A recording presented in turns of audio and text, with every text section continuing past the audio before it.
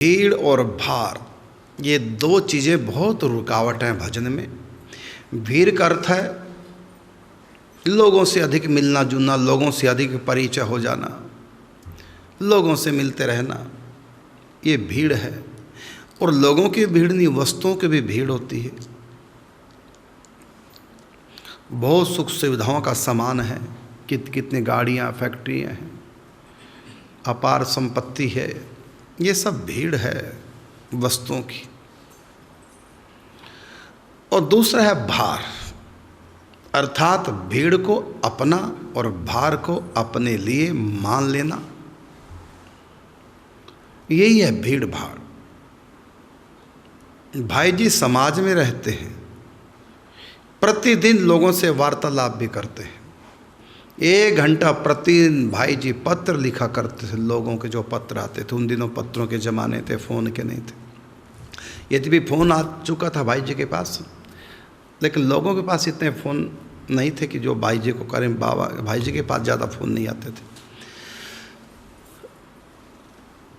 तो भाई जी ने इस भीड़ में रहकर भी भाई जी अकेले रहते थे, अर्थात जुड़ते नहीं थे किसी से। और इतना भार, वस्तुओं का भार भी, गीता प्रेस को संभालना, ग्रंथों का लेखन करना, प्रूफ चेक करना, एक भी मात्रा पहले कहीं से मिस्टेक ना हो जाए उसको करके फिर उसको प्रेस में छपने के लिए देना, कितनी बड़ी जिम्मेदारी है। ये भार है, काम का भी बहुत बड़ा भार होता है, ये करना वो करना। लेकिन काम करते समय ही उस भार की अनुभूति होती थी, और जो ही काम पूर्ण किया और बैठ के चिंतन में, फिर कोई भीड़ नहीं, कोई भार नहीं। हम भीड़ से अलग रहकर भी भीड़ में रहते हैं और भार न होकर भी भारी रहते हैं चिंतन के द्वारा। भीड़ का और भार का चिंतन करते रहते हैं। लेकिन भाई जी भीड़ और भार के साथ रहकर भी दोनों से मुक्त थे। और बाबा के पास ना भीड़ ना भार, कुछ नहीं था।